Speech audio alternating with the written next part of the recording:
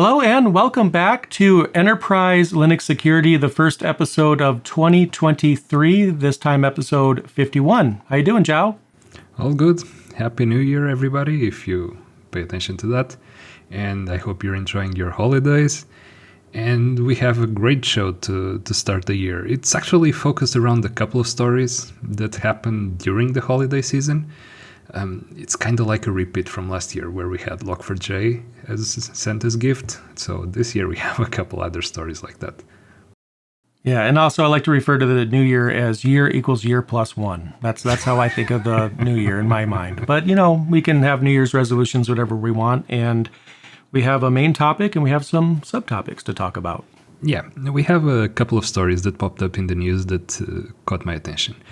I usually don't deal too much with insurance stories. It's not in my purview to deal with insurances. Even at my previous job, I wasn't supposed to deal with the cybersecurity insurance side of things.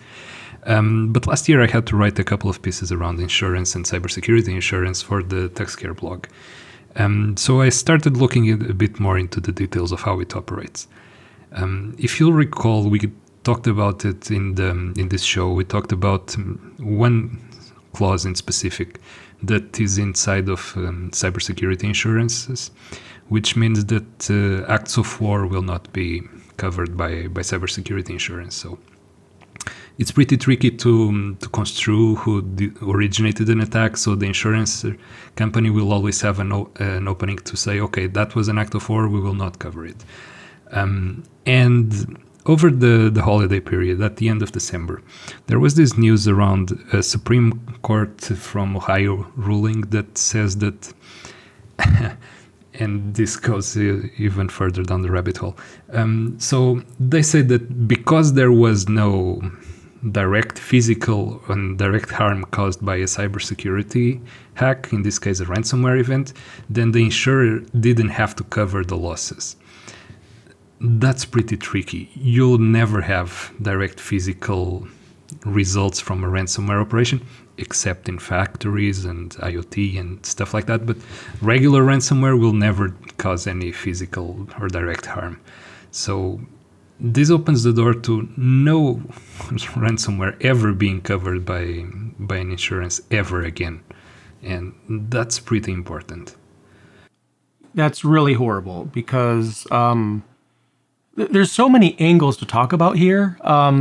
It's just like, where do you begin? Now, one thing I will say, just to kind of lightly touch on this, when it comes to acts of war, it's hard to know because you could have somebody in the same country as you. It could literally be your next door neighbor, for all you know, that tunnels their connection through another country and then back.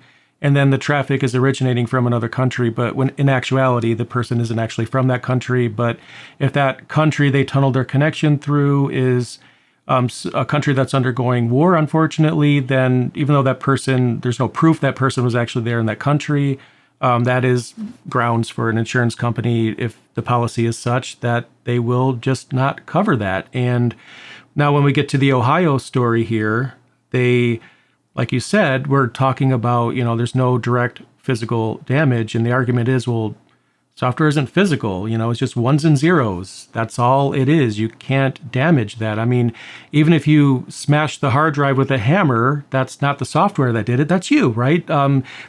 Unless you had a firmware bug, and I'm just really reaching here, that overheated the CPU or something, but CPU is throttled nowadays, so you're not even going to have that problem. So it's just another one of those situations where someone has an insurance policy that they thought would protect them, but an edge case means that they just wasted every dollar they gave that company.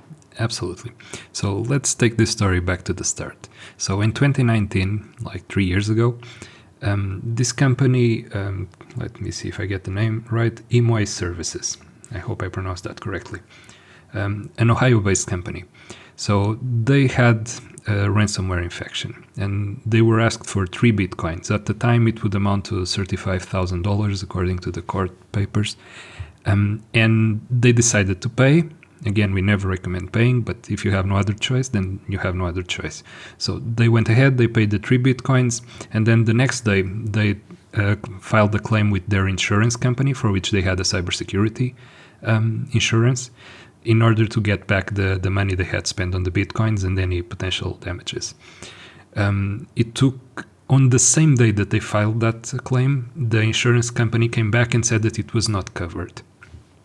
So the initial company that suffered the breach was pretty annoyed, and they got into court with the insurance company, and they won the first instance, I believe.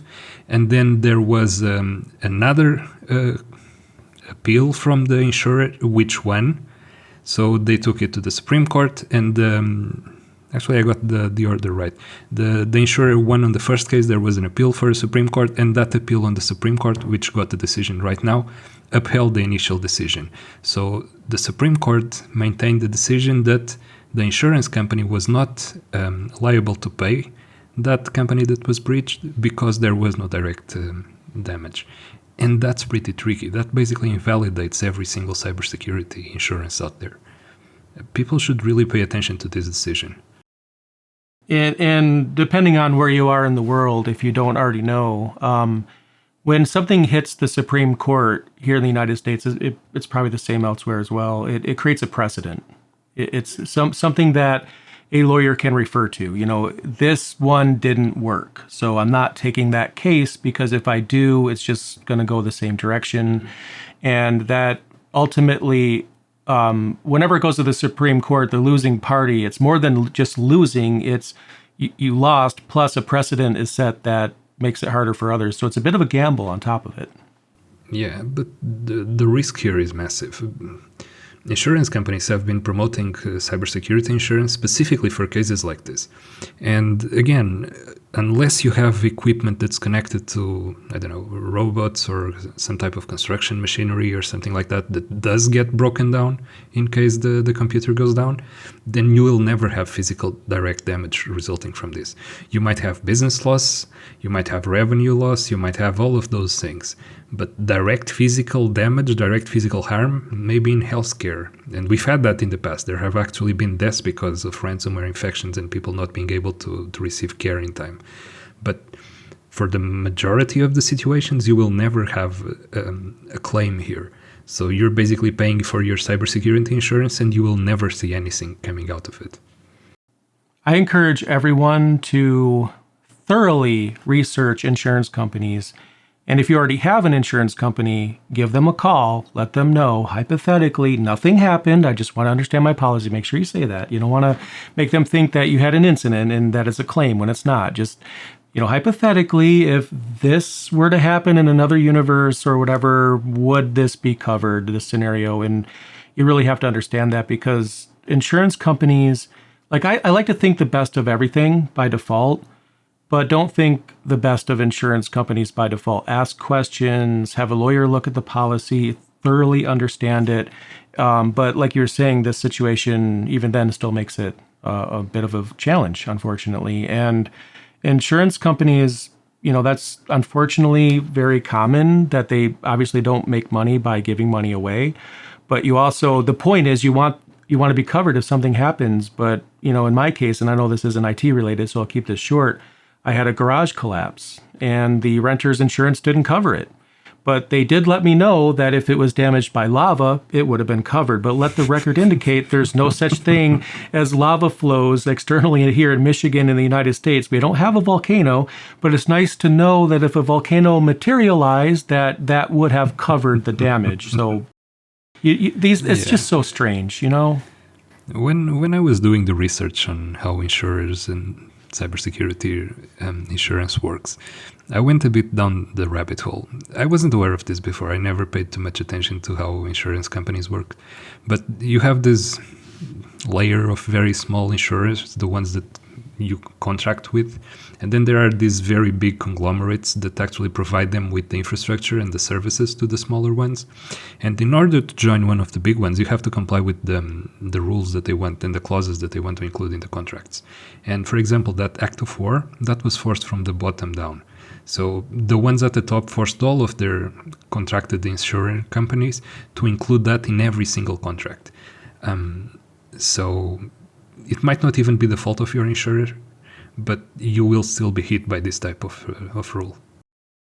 Yeah, and I'm not going to call out any insurance company in particular because I think it depends on the situation and everything. What you're paying for, there's different levels in the policy and whatnot. But it stands to reason. Don't assume anything with insurance. Just ask, have a lawyer look at it, thoroughly look at your policy, understand it.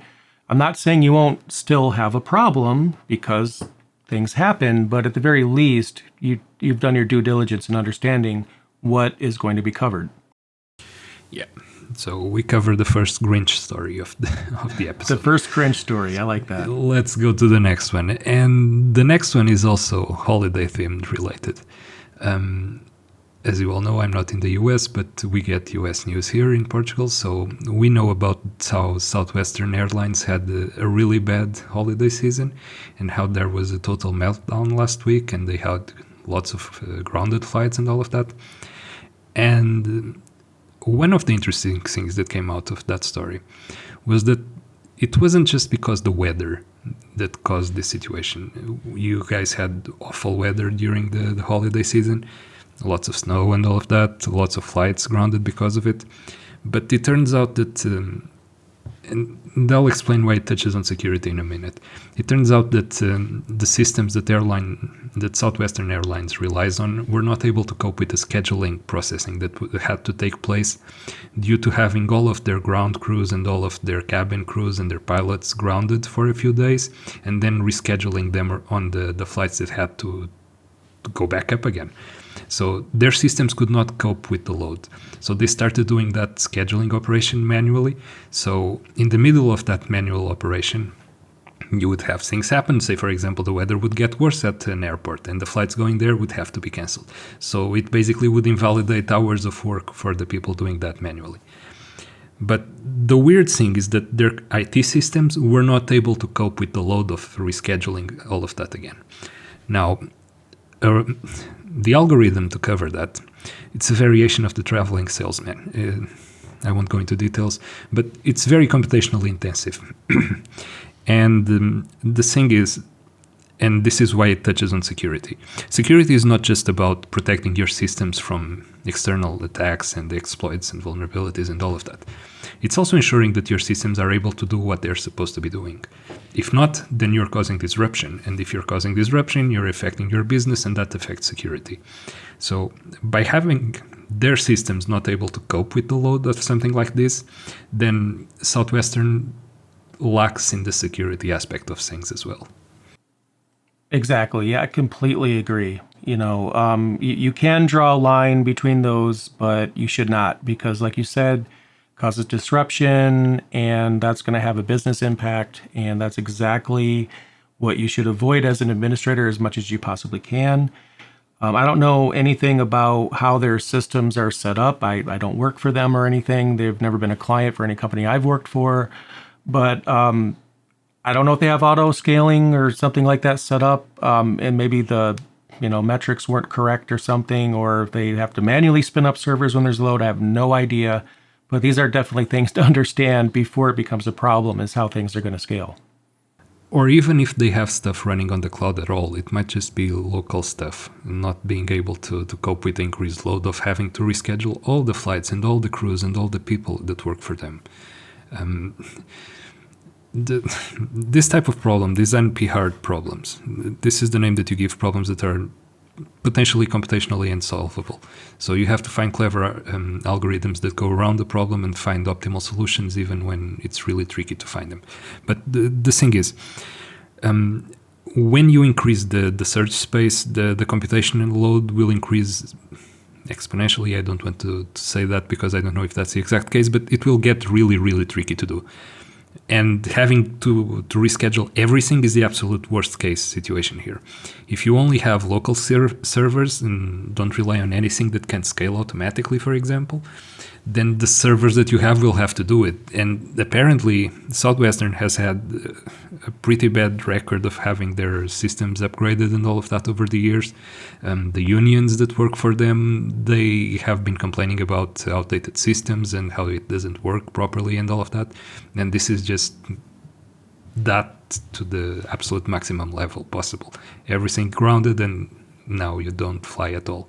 So yeah. And I also want to Keep that in mention, mind.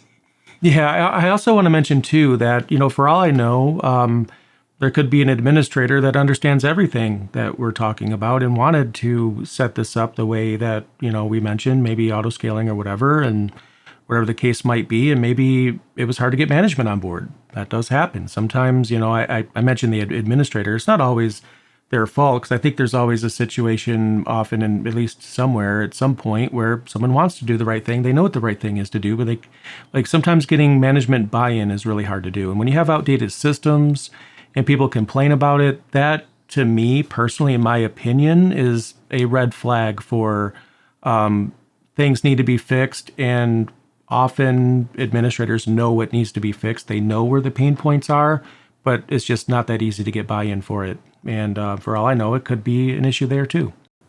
Yeah. And then there's the other thing, and it also touches on security as well, as I said before.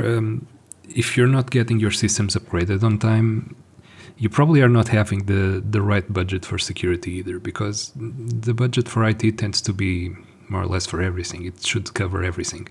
You're not covering upgrades, and upgrades are pretty basic. You probably are not covering security properly either. This isn't even the first time that Southwestern is hit by something like this. In last April, they had a planned maintenance operation go bad, and their systems were down for longer than expected, so they also had to cancel a lot of flights at the time, April 2nd, I believe. So yeah, they now have a track record of pretty bad decisions being taken. I hope they've managed to fix it by now, and by the time you listen to the podcast, I really hope so. But lots of people were affected by this, and yeah, they really need to upgrade. Yeah, and actually witnessing failed migrations or upgrades or whatnot, the stress level's high. So kudos to the administrators out there that we're dealing with that. I understand it's stressful. But yeah, Southwestern really needs to up their game. I know that they weren't the only airline company hit by this, but they for sure were the ones that took the longest to recover. Sometimes I feel like there's always a possibility of it becoming a kick me sign, when a company has problems, and then, threat actors might want to get into a system because they have a specific purpose for it, but it can get to a point where you become a running joke, and people might, let's go after Southwest again. That was fun. They're in the news. Let's even get them in the news again. And please, nobody listening to this be that person. We are not, absolutely not saying that's a good thing. And I only laugh because of frustration, not because it's actually a good thing. It's not. But I do think that there could be a case to be made that if you do have systems trouble and it does make the news, you should probably not only fix what made the news, but also just keep a closer eye on things for a while, because there's probably additional people poking around at your systems at that point. Good point there. Okay, and that was yet another Grinch story. We're on a roll here, so let's do 3 for 3. Our main story for today. Main topic. Yeah, our main story is about kernel bloat, to say it nicely. There was if you guys remember last year around the holiday season, we had Log4j and we had lots of IT teams that were supposed to be on holidays, pull out extra hours and do extra work and meetings and all of that, and it was pretty nasty. So this time around, we had a vulnerability in ksmbd, which is a really weird name to say Samba in the kernel, which is a subsystem that got added to the Linux kernel 2 years ago in 2021, which basically adds Samba-like functionality, part of Samba at least, the part about file sharing and accessing SMB protocol and all of that, directly into the kernel. And now it turns out it has a 10 out of 10 CVSS scored vulnerability, which is basically the nastiest that you can have. And it happened during the holidays again, and you have to patch if you're running one of the affected systems, and one of the affected systems is Ubuntu 20.04. So how's that for a nice Christmas surprise there? There's so many things to unpack. I mean, even as we talked about this before we hit the record button, there's just so many different angles. And It comes to a point where I'll start here. I agree with the comments that the story reports on having been made around the time where this was inserted into the kernel, that having something like this in kernel space is not a good idea. And for people that don't know, kernel space built into the kernel, user space, user needs it, user, inserts it, runs a service or whatever it is. Not everyone is going to need Samba support. Some companies use it, some companies don't. And like the article mentions, it's very popular. Mac OS uses it, Linux uses it, in Windows as well. So everything uses it. And when something's built into the kernel and compiled into the kernel, it's there, it's available. And even if you have no plans on using Samba because for whatever reason it's just not something that you need, if you have a kernel with this in there, you have it in support for it in the kernel, whether you need it or not. And that's just not a good idea because things like this can definitely happen. It allows an unauthenticated user kernel level access to the server. What it means to be in the kernel, it means that the code will run with kernel-like privileges. So that's the most privileges you can get on a system. So when something breaks there and it turns out to be exploitable, whoever manages to exploit it and run something of their own control or something that they pass it or something like that, then it will run as well with those privileges. That's pretty bad. In this specific case, a remote user can get full server control through it. That's about the nightmare situation that you need right before Christmas. I know that's a movie, but in this case, it's pretty accurate. So the vulnerability itself, it made the news because Ubuntu brings this configured in by default. Red Hat, for example, Red Hat came out with a pretty nice burn, and I'll read this. So Red Hat Enterprise Linux takes a conservative approach to including untested code in released products. New features are only included once considered stable and tested, and this new functionality has not yet met this requirement. If I was working at Canonical, I would still be feeling the burn from this comment by Red Hat. Yeah. I think another thing about this too, and I don't know how many people actually remember this depending on when you started because this was some time ago, but Samba has a history of being a problem. Maybe not as much as like Java had for a while, because I remember some time ago everybody was making fun of Java because there was like vulnerability after vulnerability after vulnerability.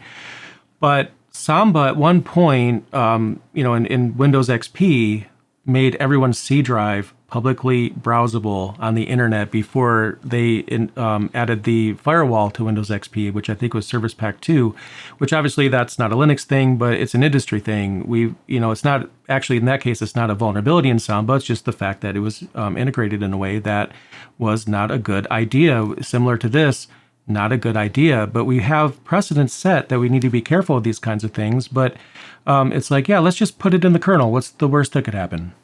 Yeah. Everybody has a really compelling reason for why their own subsystem should be included in the kernel. The main reason will always be performance. Code that is running straight inside of the kernel will have less hoops to jump through when it tries to call other functionality in the kernel. It will probably have direct access to hardware level stuff. So the idea is that by running inside of the kernel, you avoid making external calls and running through authentication and through all of that adds delay to your call. So your code will probably appear as if it's running faster. And you'll get better throughput and all of that, and everybody has a great compelling story around it. But the thing is, when it gets added to the kernel, distributions will pick it up. In this case, Canonical picked this up. So yeah, the main issue here is that when you have something like this added to the kernel, it's there for the distributions to pick up. When the distributions pick it up and consider it to be default configuration, the kernel will come with that baked in, and whoever is relying on that kernel will inherently have it enabled as well. We were discussing this before we started recording. When you're at home and you're trying new kernel features and you're compiling the kernel yourself, it's all fun and games and nobody gets hurt if something breaks. But the mindset on the enterprise side of things cannot be the same and is not the same. On the enterprise side of things, you want stability, you want performance obviously, but mostly you want stability and availability. So you don't want stuff breaking, you don't want stuff to be vulnerable. but you also want to be as close to the defaults as possible. What this means is that you don't want to be cherry-picking kernel options for each of your systems. You probably want a single image that you can deploy to as many machines as possible. That facilitates automation, that facilitates deployment, that facilitates monitoring, that facilitates a lot of things. So that's usually the default route that you go through on the enterprise side. That's why you stay with the default options that come with the specific distribution. So the decisions like this one from Canonical of including the ksmbd enabled by default will impact everybody running Ubuntu on that specific version. And this is why this type of decision is really tricky.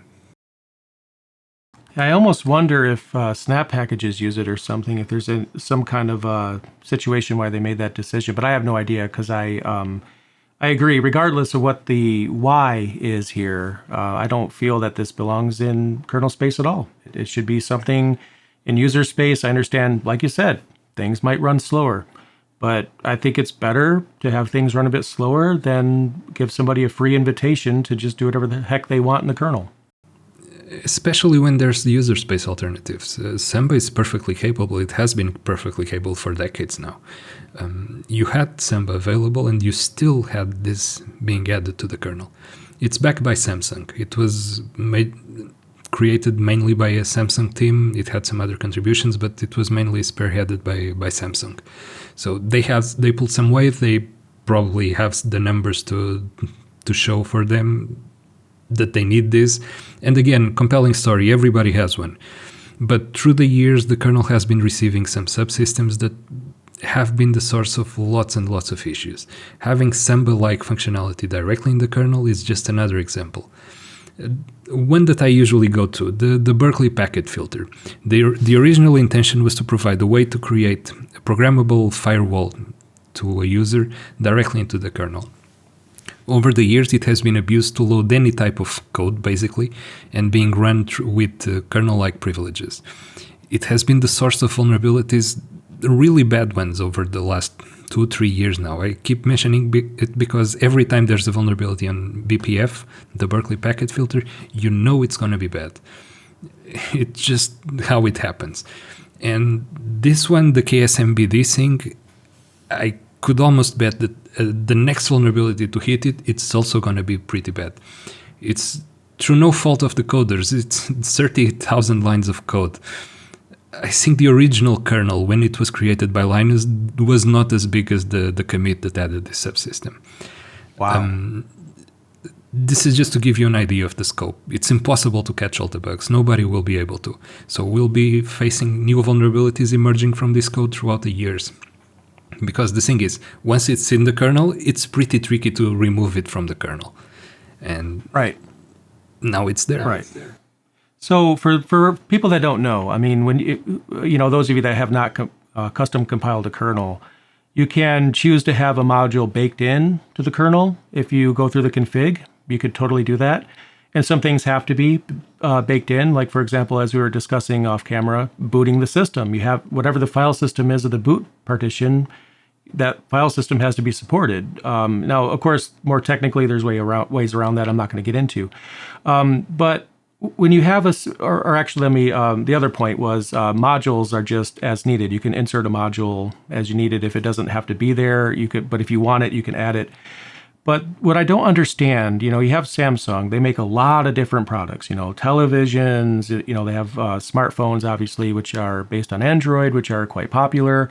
So I can understand that there could be a need there. What I don't understand then is why is the mentality not, let's just compile our kernel internally, which they're already doing, and make sure that this is in every single thing. And if they're doing it the way that everyone else does it, they'll have that config file for the kernel when they build it that they just drop in there and it's got all the settings. They don't have to go in and set it every single time. I wouldn't think that for a company that makes hardware, that'd be an inconvenience. I can understand having it built in. It's always there. It's maybe one less thing to check on the box. Maybe it'll benefit performance, but I just don't understand why it's not like Samsung making sure on their devices that it's present because they need it for their purposes. Making it default in the kernel affects everybody, whether they need it or not. And that, to me, is reaching outside of Samsung's realm, because now they're forcing a change for everybody. Even, despite whether or not they're using it internally isn't really a problem for me. They could use whatever they want internally. It's their decision. But they're making a decision for everybody by trying to pitch this as being a default part of the kernel. And that's the part that I just don't really understand. The argument there might probably have been, okay, we have this great piece of code. We are sharing it with the world, and the best way to do that is to include it in the kernel so that everybody can benefit. They also benefit. Open source mentality, people will spot bugs, will report the bugs, will make improvements, will obviously try to commit the improvements, and they will benefit from those improvements as well. That's all fine and dandy.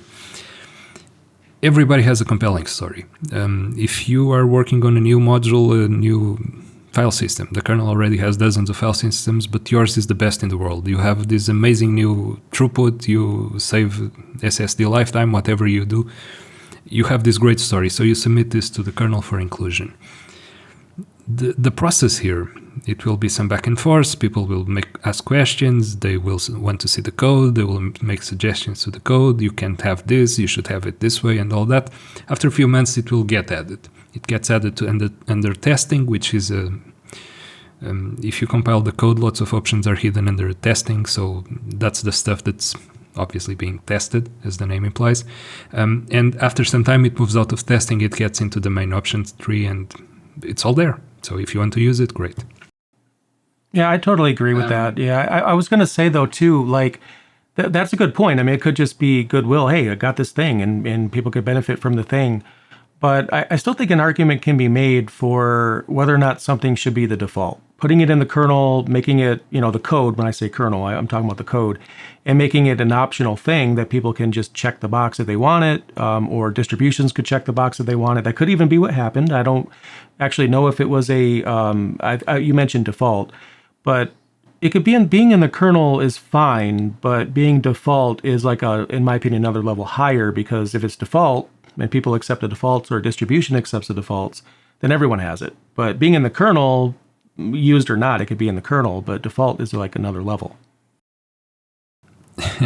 There's this XKCD comic about standards, where one of the figures is talking to the other, oh, I can't believe there are 14 competing standards to do this weird thing. Yep. And the other one, oh, 14 standards, that's impossible. Okay, and the first one, okay, I'll create the best one that includes all the options from these 14 ones, and that's the one that everybody's going to need. At the end of the story, there are now 15 competing standards to do that same thing. And the kernel is a prime example of this. We have dozens of file systems, we have dozens of protocols, we have lots of schedulers, we have lots of memory management options, we have lots of debugging tools, some of which don't work with others of those debugging tools. There are lots and lots of things that are redundant in the kernel. And again, there are compelling reasons for every single one of them to be there. But at some point, because things have evolved a lot over the past 2 decades, specifically in security, adding more code means you're adding more vulnerabilities. That's just how things are. The only one that, basically the gatekeeper here, there are other people in kernel leadership, but it's Linus that gets the final word. I don't know, I feel like at some point you have to tighten up the rules, and you have to be more strict about what you let in, specifically in situations like the ksmbd one, where there is a user space alternative that's proven and tested and has been shown to work. Even if it has had lots of vulnerabilities in the past, it has been shown to work properly for years now. Maybe those shouldn't be accepted so easily. I completely agree with that. And as an aside, I imagine it's still the case now. I haven't custom compiled a kernel in a very long time, but I used to do it for fun because I had nothing else to do. But when I remember looking at it, even back when I was looking at it, and there were video card drivers in the kernel that haven't been sold for like over 15 years at the last time I looked at it, and they're even older now, and they're probably still there for all I know. And we even had at one point, I forgot what year this was, a bug in the floppy driver for, I believe it was QEMU, if I'm not mistaken. So we have these old things in the kernel that stick around because, somebody might have that video card still in use today, and they would very much appreciate that monitor still working when they plug in a display. But at the end of the day, I really do think we need to take a look at What's in the kernel? Is it necessary? Can it be moved to an optional module and not default compiled in? That would actually lower the file size, obviously to a point, right? We can't just decommission every video card that has 5 years ago, right? But within reason, if something's like 20, 30 years old or something, put it in a legacy module or something that people could load in if they need it, and let's not make it a default. But here we have a situation where I guess it seemed like a good idea at the time. Let's put it in the kernel. What's the worst that could happen? I wasn't even referring to drivers specifically. I mean, drivers drive adoption, and that's great. You want to be able to experience your hardware as soon as you plug in as you drop in Linux, and it should work. It should pick up the hardware. I'm fine with drivers. I'm more interested in controlling the growth of subsystems. Subsystems specifically, stuff like new networking protocols being added, new communication stuff like ksmbd. Again, going back, file systems. How many file systems do you actually need? Do you need 30 different file systems, 40, 50, 60? Sure, there's a use case for every single one of them. That's why it was included in the first place. Somebody at some point had a great need for it, so much so that it went through the hassle of having it added to the kernel. But do you really need so many right now? Do you need to add new ones every single year or every single month or something like that? Yeah. At some point, you should draw the line. And the later you draw the line, the more bugs get into the kernel as well. Working at TechScare, looking at the growth of vulnerabilities has opened my eyes to a new set of worries. In this case, the growing number of bugs in the code that exist in stuff like the kernel. Having more code means you have more bugs. It's just how it is. You will never be able to catch them all. The kernel is just too big of a monster to actually go through and then analyze properly. Nobody, not even the kernel leadership, has a holistic view of the kernel as it is right now. There's just too much code in it. And we keep on adding more and more and more. And at some point, we really, really need to draw the line. I 100% agree. I think it's way over the line, and it's been over the line for a long time. I think the most egregious part of this is that we have technologies to manage this better. I'm not going to say it's the easiest problem to solve, because that would be, over exaggerating this, but we have the technologies to find another way. And like you said, it could just be not a technology thing and just a list of requirements. These are the things that are required for a module to be in the kernel, and it has to meet these requirements, and more stringent requirements are not a bad thing. So, but we have different ways of dealing with this. I remember, and I mentioned this before we started recording, where I set up an 8 terabyte NVMe, which is insane, right? But I decided to go with XFS, not supported on the distribution that I was using. So I installed the XFS progs package, and that gave me support for XFS. I wasn't really taken aback by not having that before, because I wasn't using it. But the minute I needed to use it, I install what I need to install and get it going. And when it comes to Samba, if you were to look at pretty much any how-to out there, if you just Google how to set up a Samba server and client, what you're going to see is something like, I don't remember if this is the exact package name, but something like apt install SMB client, Samba client, something like that. You decide you needed this thing. You're going in the tutorials and how-tos, including things that I've done, will walk you through installing that. You install that, the client on the client system, the server package on the server system, and you get the SMB config file set up, and then you have a Samba server, and your systems can access it. And to be honest, I didn't even know it was in the kernel until this happened, because the tried and true approach, install the packages that you need for the server and for the client, you're done. You have it set up, you're good to go. And that's the generally agreed upon way to do it if you search this up. But apparently it's been in the kernel, and I just didn't even know it. And it turns out that lack of adoption is probably why not many people were too worried about the 10 out of 10 vulnerability. Right. This is a perfect score. You can't go any higher risk, any higher danger than this. And still you didn't see a scramble like Log4j. And you didn't see it because it isn't so widely used. Canonical has it by default. I don't know if distributions like Mint, for example, take the same options that Ubuntu uses, or they comment it out. But this will trickle down to other distributions as well. Again, I really liked Red Hat's response to this. That comment about not using untested code, that was a major burn against Canonical, but still they were right on the point. They're not using untested code. This has been accepted in the code, in the kernel, sorry. It has been there for over a year now. It was August 2021 that was added to the kernel. But still, Red Hat considers it untested. And it's untested because of lack of adoption, and it's lack of adoption because there's Samba, and people are used to Samba, as you said. And again, the user space alternative is being so widely used that it completely nullifies any reasoning that you might come up with to have this directly in the kernel. And for other subsystems, it's exactly the same thing.